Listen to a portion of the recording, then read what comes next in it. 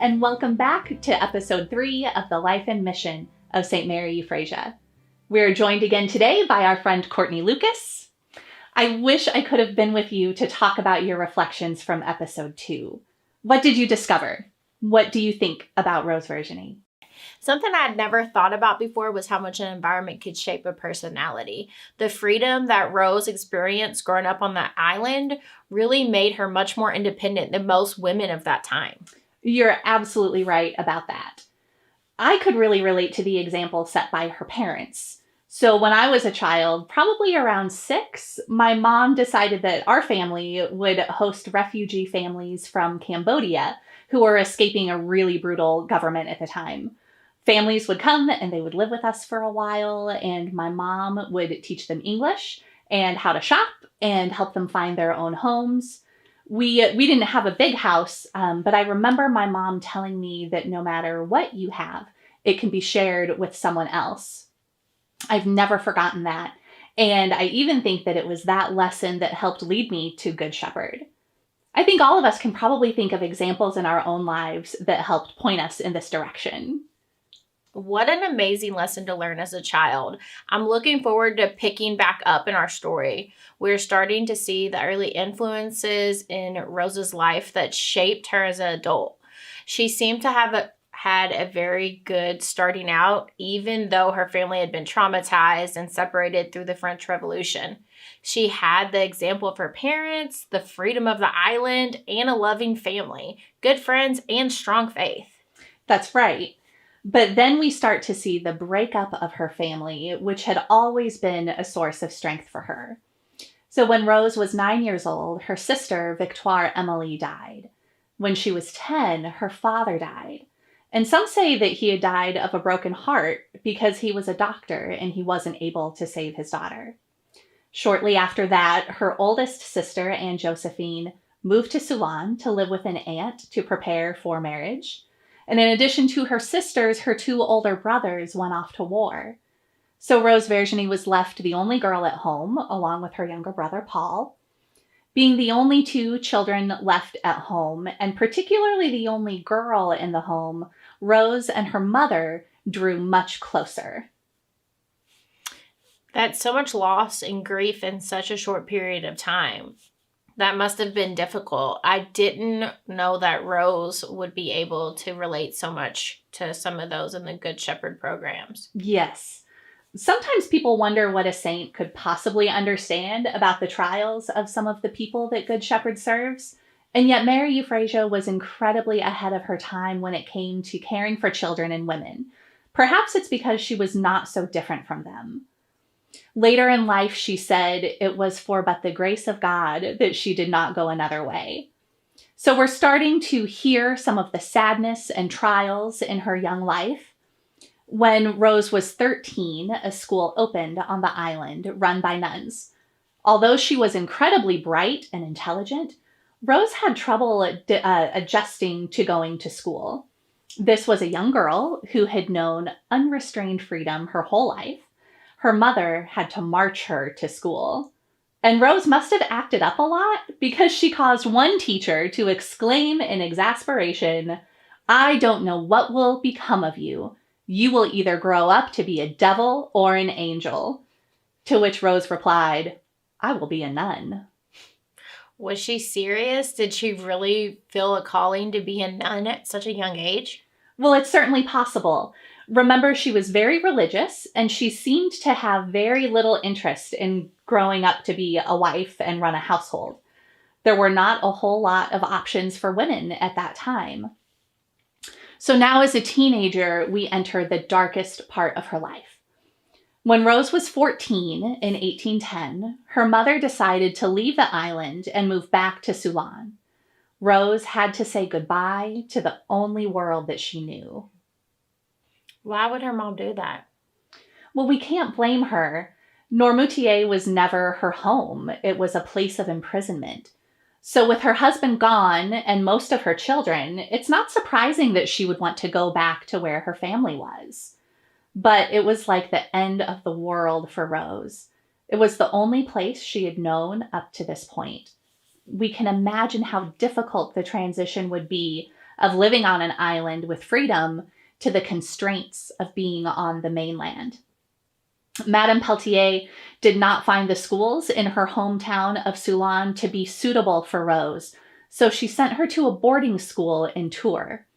If we look on the map and we remember that there were not good roads or fast trains at that time, the journey was said to take 3 days and 3 nights by coach. Madame Peltier chose the school in Tours because it was run by one of her own school friends, Madame Chaubelet. The two had reconnected at the wedding of Anne Josephine. Madame Peltier likely thought Rose would have a second mother, but Madame Chaubelet was very firm and strict with Rose. She probably believed she was being motherly by offering Rose a firm hand to curb the girl's strong will, but she failed to nurture this fragile, vulnerable teen who was suffering the effects of severe grief, loss, separation, and possibly depression. Rose was a very sensitive child and was also very close to her mother. As an adult, Mary Euphrasia's sisters said that she could never talk about her mother without tears in her eyes.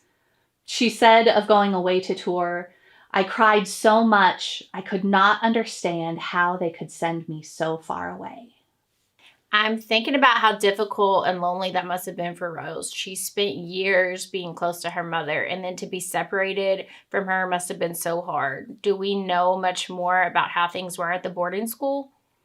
So Rose was a very unhappy teenager living in an unfamiliar and somewhat unfriendly environment.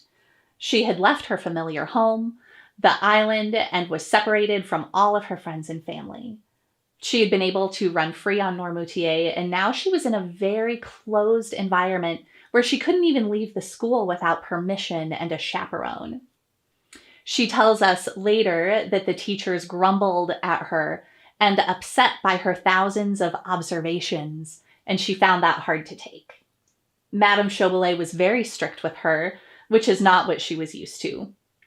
We really shouldn't be too hard on Madame Chaubelet, though, because we have to remember that although she had been friends with Madame Peltier, she too had been traumatized by the French Revolution.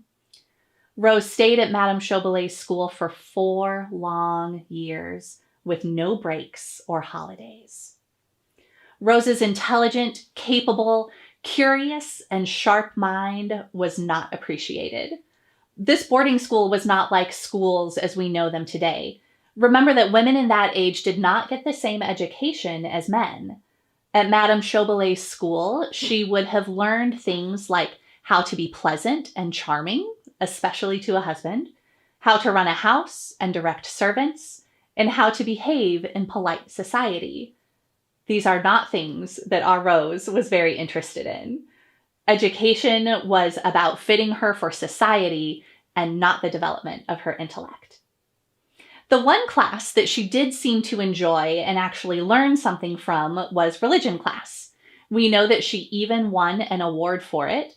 She was so smart that her classmates and some of her teachers nicknamed her the Little Doctor. She continued to be pious. Her faith and religion were very important to her, and this set her apart. Some of the older girls used to throw pieces of bread at Rose in the dining room and taunt her because she had expressed a desire to become a nun. Some of the students in the school made fun of Rose Virginie because she looked and spoke differently. Her skin was darker from being outside on the island, and at this point in history, young ladies had very fair skin and never let the sun tan them. Rose also had an accent which singled her out. Wow, it doesn't sound like situations could get much worse. Well, unfortunately, it did get worse. When Rose was 17, her mother died very suddenly. The officials at the school didn't get word to Rose until after her mother was buried on the island of Noirmoutier with her husband. Her brother-in-law became her guardian. This was Anne Josephine's husband. Remember that women had no rights and no identity on their own, and Rose needed, according to society, the protection of a man. And her guardian decided not to let Rose come home to be with the family, but that she should remain at school. What did she do to cope with all of this? Well, according to her own words, she said, "I turned seriously to God and looked for consolation in piety. At the end of 6 months, I felt a great attraction for the religious life." She also said again that were it not for the grace of God, she would have gone another way. Thankfully, there was a bright spot. Among these teachers was a young woman who reached out to Rose and saved her from falling into low spirits.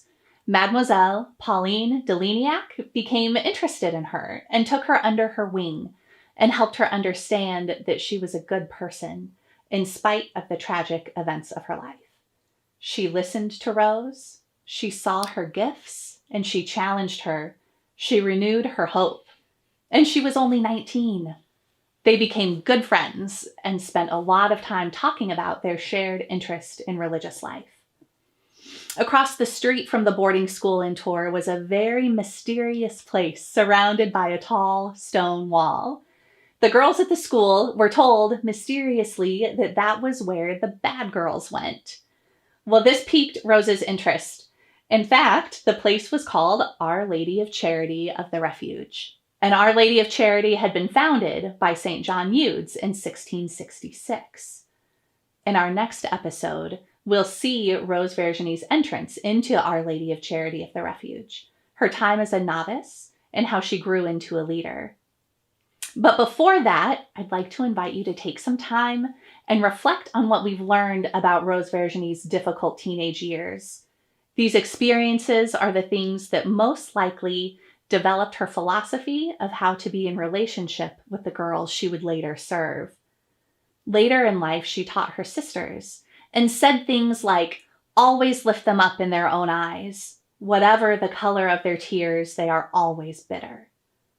And always be delicate with them. Speak with great gentleness and politeness.